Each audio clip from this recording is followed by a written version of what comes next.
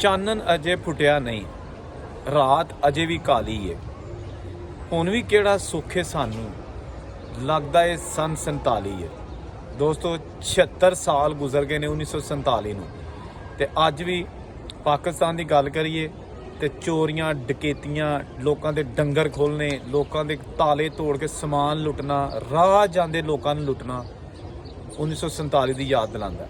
ਮੈਂ ਬਹੁਤ ਸਾਰਾ ਕੰਮ ਕੀਤਾ 1947 ਦੀ ਪਾਰਟੀਸ਼ਨ ਦੇ ਹਵਾਲੇ ਨਾਲ, ਕਿ ਜਦੋਂ ਲੁੱਟਮਾਰ ਕੀਤੀ, ਦੋਵਾਂ ਮੁਲਕਾਂ 'ਚ ਲੁੱਟਮਾਰ ਹੋਈ। ਪਾਕਿਸਤਾਨ ਵਿੱਚੋਂ ਜਦੋਂ ਹਿੰਦੂ ਸਿੱਖ ਇੰਡੀਆ ਗਏ ਤੇ ਉਹਨਾਂ ਨੇ ਜਨਾਬ ਆਪਣਾ ਜਿਹੜਾ ਵੀ ਜਮ੍ਹਾਂ ਪੂੰਜੀ ਸੀ ਉਹ ਬਹੁਤ ਸਾਰੇ ਜਥਿਆਂ ਨੇ ਉਹ ਲੁੱਟ ਲਿਆ, ਡੰਗਰ ਖੋਲ ਲਏ, ਉਹਨਾਂ ਦਾ ਸਮਾਨ ਲੈ ਗਏ, ਠੀਕ ਹੈ ਨਾ। ਖਵਾਤੀਨ ਦੇ ਗਹਿਣੇ ਲੁੱਟ ਲਏ। ਤੇ ਆ ਜਿਹੜੀ ਫੁਟੇਜ ਹੁਣ ਤੁਹਾਨੂੰ ਦਿਖਾ ਰਿਹਾ ਵਾਂ, ਇਹ ਮੌਜੂਦਾ ਹੈ, 1 ਜਾਂ 2 ਦਿਨ ਪਹਿਲਾਂ ਦੀ ਹੈ, ਕਿ ਮੰਡੀ ਬਹਾਉਲਦੀਨ ਦਾ ਇੱਕ ਇਲਾਕਾ, ਉੱਥੇ 22 ਦੇ ਕਰੀਬ ਮੱਝਾਂ ਜਿਹੜੀਆਂ ਨੇ ਪੁਲਿਸ ਨੇ ਬਰਾਮਦ ਕੀਤੀਆਂ ਨੇ, ਜਿਹੜੀਆਂ ਮੁਖਤਲਫ ਡੇਰਿਆਂ ਤੋਂ ਲੋਕਾਂ ਨੇ ਖੋਲੀਆਂ ਸਨ। 47 'ਚ ਵੀ ਇਹ ਕੁਛ ਹੋਇਆ ਸੀ। ਜਿਹੜੇ ਗੈਰ ਮੁਸਲਮ ਸਿੱਖ ਸਰਦਾਰ ਆਪਣੇ ਜਾਨਵਰ ਛੱਡ ਕੇ ਉਹ ਮੁਸਲਮਾਨ ਲੈ ਕੇ ਲੁੱਟ ਕੇ। ਗੱਲ ਜ਼ਰਾ ਹਕੀਕਤ ਤਲਖ ਹੈ ਹਕੀਕਤ ਹੈ, ਮਾਈਂਡ ਨਾ ਕਰਨਾ। ਲੇਕਿਨ ਮੈਂ ਇਹ ਤਪਿਆ ਵੀਡੀਓ ਬਣਾ ਰਿਹਾ ਹਾਂ ਕਿ ਅੱਜ ਵੀ ਹਾਲਾਤ ਐਸੇ ਨੇ ਕਿ ਜਿਸ ਤਰ੍ਹਾਂ ਅਸੀਂ 47 'ਚ ਰਹਿ ਰਹੇ ਹਾਂ। ਲੋਕੀ ਇੱਕ ਦੂਸਰੇ ਕੋਲ ਚੀਜ਼ਾਂ ਖੋਹ ਰਹੇ ਨੇ, ਦਿਨ ਦਿਹਾੜੇ ਲੋਕੀ ਮਹਿਫੂਜ਼ ਨਹੀਂ, ਲੁੱਟ ਦਿੰਦੇ ਨੇ, ਠੀਕ ਹੈ ਨਾ, ਕਤਲ ਕਰ ਦਿੰਦੇ ਨੇ। ਕਿਸੇ ਕੋ ਮੋਬਾਈਲ ਤੇ ਜਿਹੜਾ 40-50 ਹਜ਼ਾਰ ਰੁਪਏ ਦਾ ਮੋਬਾਈਲ ਹੈ ਉਹ ਨਾ ਮਿਲੇ ਤੇ ਕਤਲ ਕਰ ਦਿੰਦੇ ਨੇ। ਤੁਸੀਂ ਅੰਦਾਜ਼ਾ ਕਰੋ ਇਹਨਾਂ ਦਾ।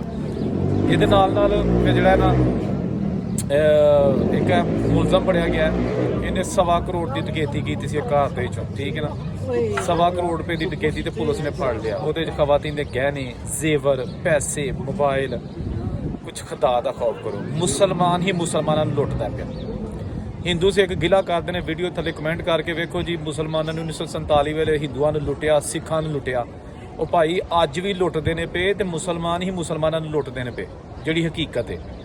ਆਈ ਐਮ ਸੌਰੀ ਅਗਰ ਕਿਸੇ ਨੂੰ ਬੁਰਾ ਲੱਗੇ, ਲੇਕਿਨ ਪਾਕਿਸਤਾਨ ਦੀਆਂ ਅਖਬਾਰਾਂ, ਚੈਨਲ, ਸੋਸ਼ਲ ਮੀਡੀਆ ਦੇਖ ਲਵੋ, ਹਰ ਪਾਸੇ ਇੱਕ ਜ਼ੁਲਮ ਜਿਹੜਾ ਨਾ ਹੋ ਰਿਹਾ, ਕਤਲੋ ਗਾਰਤ ਜਾਰੀ ਹੈ, ਲੁੱਟ ਮਾਰ ਜਾਰੀ ਹੈ, ਖਵਾਤੀਨ ਦੀ ਆਬਰੂ ਰੇਜ਼ੀ ਜਾਰੀ ਹੈ। ਤੇ ਇਹੋ ਕੁਝ 76 ਵਾਰੇ ਪਹਿਲਾਂ 47 'ਚ ਹੋਇਆ ਸੀ।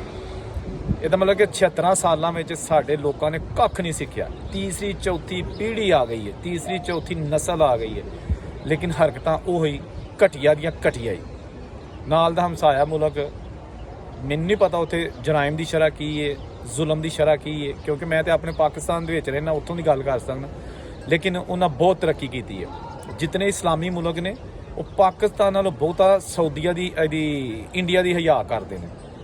ਬਿਜ਼ਨਸ ਹੱਬ ਬਣ ਗਿਆ ਬਹੁਤ ਵੱਡਾ, ਜਗ੍ਹਾ ਜਗ੍ਹਾ ਉਹਨਾਂ ਨੇ ਟੈਕਨੋਲੋਜੀ ਫੈਲਾ ਦਿੱਤੀ ਹੈ। ਕਿਸਾਨਾਂ ਨੂੰ, ਜ਼ਿਮੀਂਦਾਰਾਂ ਨੂੰ ਪਾਣੀ, ਬਿਜਲੀ, ਉਹਦੇ 'ਚ ਬੜੀਆਂ ਸਹੂਲੀਅਤ ਨੇ, ਠੀਕ ਹੈ ਨਾ। ਇਹਦੇ ਨਾਲ ਮੈਟਰੋ ਵਿਛਾ ਦਿੱਤੀਆਂ ਨੇ। ਸਾਡੇ ਇੱਕ ਲਾਹੌਰ ਦੇ 'ਚ ਔਰੰਜ ਲਾਈਨ ਬਣੀ ਸੀ ਤੇ ਕਹਿੰਦੇ ਜੀ ਮਾਲਟਾ ਟ੍ਰੇਨ ਬਣਾਤੀ ਹੈ, ਘਟਾ ਹੈ, ਮਿੱਟੀ ਹੈ, ਤੇ ਉਹਨਾਂ ਨੇ ਜਗ੍ਹਾ ਜਗ੍ਹਾ ਬਣਾਤੀਆਂ ਨੇ। ਉਹਨਾਂ ਸਮੁੰਦਰ ਦੇ ਥੱਲੇ ਦੀ ਟ੍ਰੇਨ ਬਣਾਤੀ ਹੈ ਕੋਲਕਾਤਾ ਦੇ ਵਿੱਚ ਇੰਡੀਆ ਨੇ। ਐਪਲ ਵਾਲੇ ਉੱਥੇ ਆ ਕੇ ਦਫ਼ਤਰ ਖੋਲ੍ਹ ਲਿਆ। ਜਿੰਨੀ ਇਸ ਵੇਲੇ ਬਾਹਰ ਦੇ ਮੁਲਕਾਂ ਦੇ ਵਿੱਚ ਪ੍ਰੋਡਕਟ ਐਕਸਪੋਰਟ ਕੀਤੀ ਜਾ ਰਹੀ ਹੈ ਉਹ ਸਾਰੀ ਮੇਡ ਇਨ ਇੰਡੀਆ, ਠੀਕ ਹੈ ਨਾ। ਇਹਦੇ ਨਾਲ ਤੁਸੀਂ ਦੇਖੋ ਕਿ ਜਿੰਨੇ ਵੀ ਅਰਬ ਕੰਟਰੀਜ਼ ਨੇ ਉਹ ਇੰਡੀਆ ਦੀ ਮਜਬੂਰੀ ਬਣ ਗਿਆ। ਆਸਟ੍ਰੇਲੀਆ ਦੇਖ ਲਓ, ਅਗਰ ਭਾਰਤ ਦਾ ਵਜ਼ੀਰ ਆਜ਼ਮ ਮੋਦੀ ਉੱਥੇ ਜਾਂਦਾ ਹੈ ਤੇ ਆਸਟ੍ਰੇਲੀਆ ਦਾ ਵਜ਼ੀਰ ਆਜ਼ਮ ਆਪਣੇ ਹੱਥਾਂ ਨਾਲ ਉਹਦੇ ਵਾਸਤੇ ਖਾਣਾ ਬਣਾਉਂਦਾ ਹੈ ਔਰ ਸੋਸ਼ਲ ਮੀਡੀਆ ਤੇ ਲਾਉਂਦਾ ਹੈ ਕਿ ਜੀ ਮੇਰਾ ਇੰਡੀਅਨ ਪ੍ਰਾਈਮ ਮਿਨਿਸਟਰ ਦੋਸਤ ਆ ਰਿਹਾ ਤੇ ਮੈਂ ਆਪਣੇ ਹੱਥਾਂ ਨਾਲ ਆਪਣੇ ਕਿਚਨ 'ਚ ਉੱਧਰ ਹੀ ਖਾਣਾ ਬਣਾ ਰਿਹਾ, ਸਮੋਸੇ, ਪਕੌੜੇ, ਕੜੀਆਂ ਬਣਾ ਰਹੇ ਹੁੰਦੇ ਨੇ। ਤੇ ਪਾਕਿਸਤਾਨ ਦਾ ਅੱਜ ਕੱਲ੍ਹ ਕੋਈ ਵਜ਼ੀਰ ਆਜ਼ਮ ਉੱਥੇ ਗਿਆ ਨਹੀਂ, ਕੋਈ ਫੋਰਨ ਮਿਨਿਸਟਰ ਨਹੀਂ ਗਿਆ।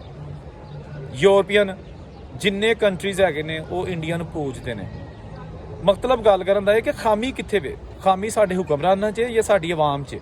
ਕਿਉਂ ਪਾਕਿਸਤਾਨ ਦਿਨ ਬ ਦਿਨ ਥੱਲੇ ਨੂੰ ਜਾ ਰਿਹਾ ਔਰ ਸਾਡਾ ਹਮਸਾਇਆ ਮੁਲਕ ਜਿਹੜਾ 76 ਸਾਲ ਪਹਿਲੇ ਸਾਡੇ ਨਾਲ ਹੀ ਆਜ਼ਾਦ ਹੋਇਆ ਸੀ ਉੱਤੇ ਨੂੰ ਜਾ ਰਿਹਾ? ਕਮੈਂਟ ਕਰਕੇ ਦੱਸਣਾ। ਜਿੱਥੇ ਰਹੋ ਖੁਸ਼ ਰਹੋ। ਅੱਲਾ ਹਾਫਿਜ਼।